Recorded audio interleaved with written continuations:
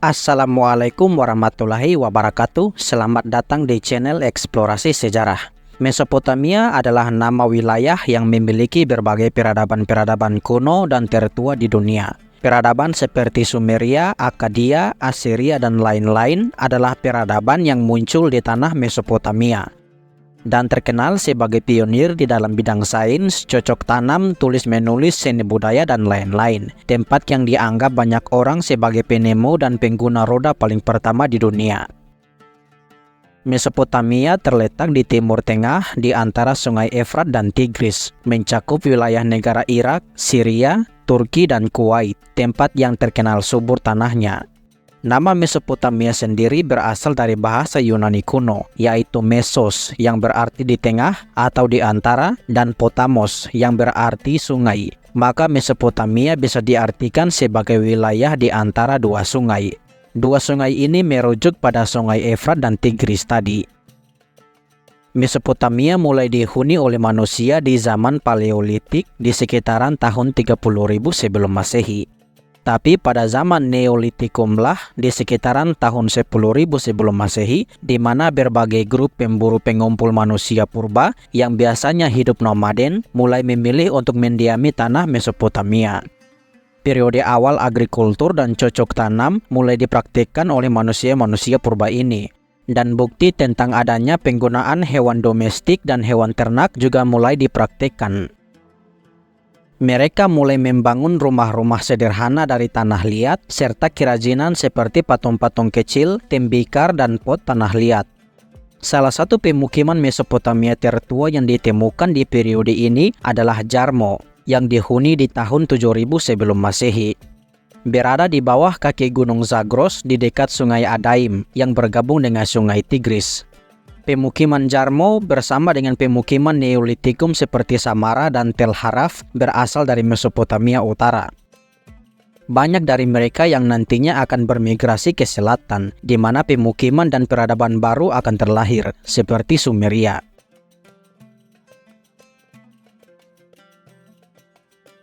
Ada beberapa peradaban awal Mesopotamia yang muncul di periode Neolitikum. Terbagi menjadi dua, yaitu Mesopotamia Utara dan Selatan. Mereka adalah periode Halaf, Husuna, dan Samara di utara, serta periode Ubaid di selatan. Ketiga periode pertama, Halaf, Husuna, dan Samara berasal dari utara Mesopotamia. Periode Halaf diambil dari nama Tel Haraf, lokasi di mana pemukiman kultur Halaf pertama kali ditemukan, berlangsung di antara tahun 6000 sampai 5000 sebelum Masehi. Mereka terkenal dengan karya seni tembikar seperti pot dan piring yang dihiasi pola-pola unik. Kultur Halaf ini juga adalah kultur di Mesopotamia yang pertama kali menggunakan cap segel dari tanah liat yang sering digunakan dalam proses perdagangan mereka. Periode Husuna bermukim di daerah paling utara Mesopotamia. Sama seperti kultur Halaf, mereka membuat seniman tembikar khas mereka sendiri yang memiliki motif halus dan linear menggunakan cat merah. Rumah-rumah mereka dibangun dari batu bata tanah liat dan berdiri di halaman luas.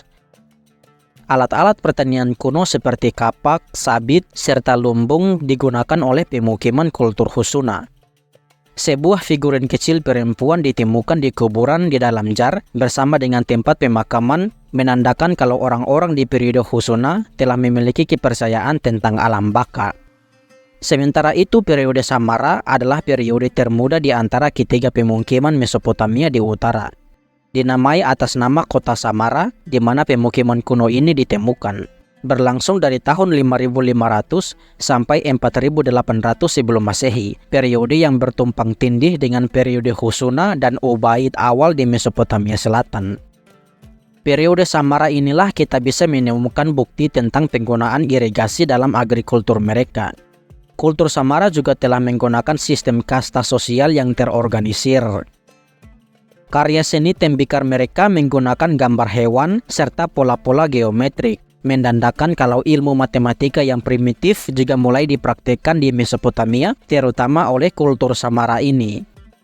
Kultur Samara inilah nantinya akan tersebar luas di berbagai penjuru Mesopotamia, melahirkan berbagai peradaban dan kultur baru yang dipengaruhi, berhubungan, dan bahkan didorong oleh kultur dan budaya kuno Samara. Salah satu kultur yang dipengaruhi oleh kultur Samara adalah kultur Ubaid, memulai periode Ubaid di wilayah selatan Mesopotamia. Kultur Ubaid inilah nantinya yang akan menjadi cikal bakal dari peradaban Sumeria, salah satu peradaban terkuat dan terkenal di Mesopotamia. Namanya diambil dari nama situs Tel Al-Ubaid, di mana kultur Ubaid pertama kali ditemukan, berlangsung dari tahun 5500 sampai 3800 sebelum Masehi. Di periode ini, hampir seluruh penduduk di Mesopotamia mulai bercocok tanam menggunakan sistem irigasi, serta memancing di tepi pantai, di mana ilmu pembangunan kapal dan perahu serta layar mulai dikembangkan. Arsitektur dan bangunan khas Mesopotamia kuno yang kita kenal juga mulai dibangun di periode Ubaid ini. Kuil-kuil yang didedikasikan kepada dewa-dewi Mesopotamia juga dibangun, menandakan perkembangan sistem keagamaan mereka. Sistem sosial peradaban Ubaid akan perlahan-lahan meninggalkan praktek egalitarian mereka, di mana hampir semua penduduk adalah petani yang hidup setara. Sistem kasta sosial akan dipraktekkan, di mana orang-orang yang memiliki lahan pertanian yang banyak dan luas akan memiliki derajat yang lebih tinggi di antara penduduk lain, melahirkan kasta bangsawan awal di Mesopotamia. Dalam bidang seni, terdapat berbagai patung-patung kecil yang dibuat menyerupai hewan-hewan dan manusia. Banyak patung kecil ini dibuat menyerupai bentuk tubuh wanita, kemungkinan melambangkan kesuburan. Di periode Ubaid inilah tanda-tanda akan munculnya bangsa Sumeria mulai ditemukan. Asal-usul bangsa Sumeria sendiri masih diperdebatkan oleh sejarawan sampai saat ini. Orang-orang Sumeria sendiri menyebut diri mereka sebagai Sagiga atau orang berkepala hitam.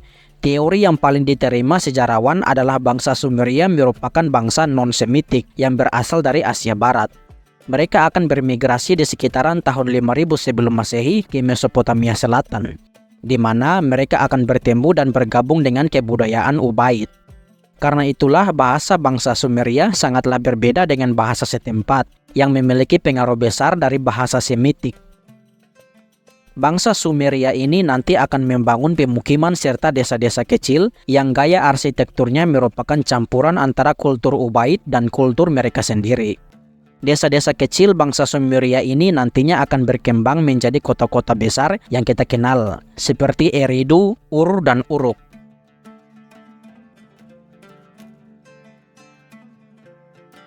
Periode Uruk diambil namanya dari kota bangsa Sumeria, kota Uruk.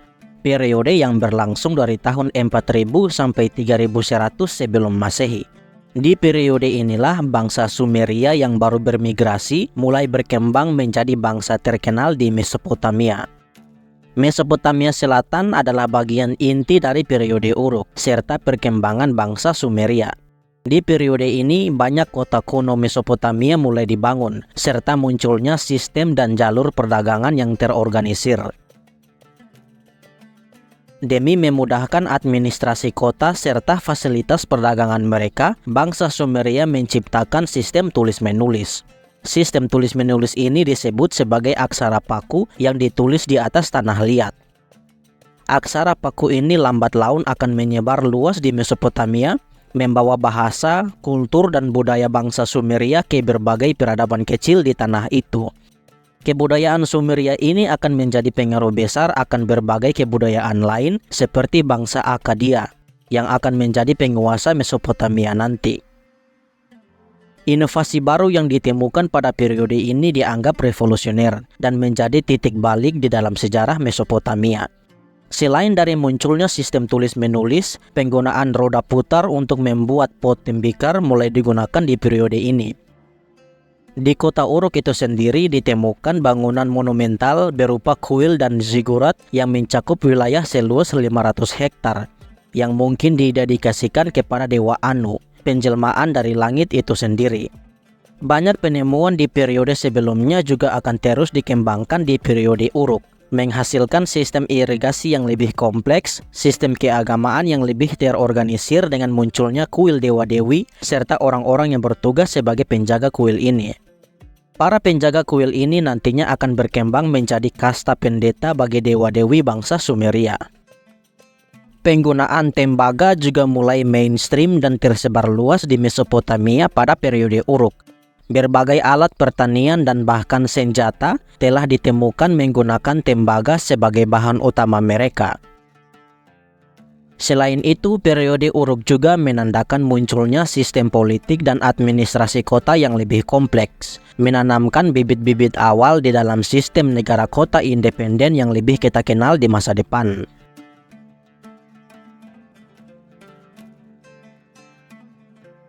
Periode selanjutnya setelah periode Uruk adalah periode Jemdet Nasar, berlangsung dari tahun 3100 sampai 2900 sebelum Masehi.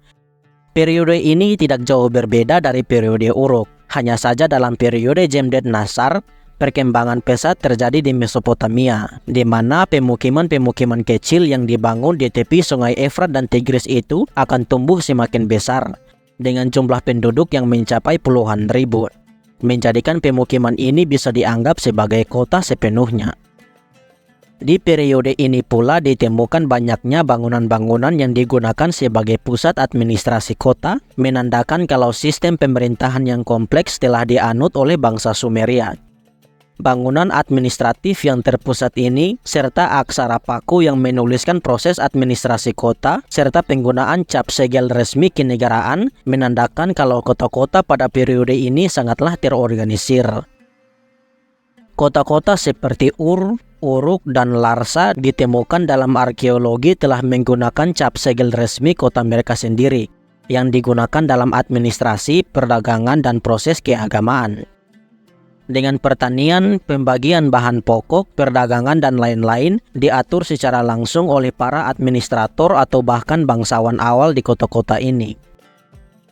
Meski begitu, praktek utama kota-kota Mesopotamia pada periode ini masih merupakan pertanian dan peternakan, di mana perdagangan meskipun ada masih terbatas dengan jarak antara satu kota dan kota yang lain. Perdagangan hanya terjadi di antara satu kota dengan kota yang lain jika jarak mereka tidak terlalu jauh. Meski begitu, jalur perdagangan akan terus dikembangkan oleh para pedagang ini dan lambat laun akan merangkup seluruh tanah Mesopotamia di masa depan. Periode selanjutnya di dalam sejarah Mesopotamia adalah periode dinasti awal. Periode di mana negara kota akan secara resmi berdiri dengan raja dan penguasa mereka sendiri. Di periode inilah Gilgamesh, raja dari kota Uruk, dianggap berkuasa dari tahun 2900 sampai 2700 sebelum Masehi.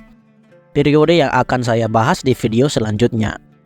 Terima kasih telah menonton. Jangan lupa untuk like, komen, dan subscribe, dan sampai jumpa di video selanjutnya. Assalamualaikum warahmatullahi wabarakatuh.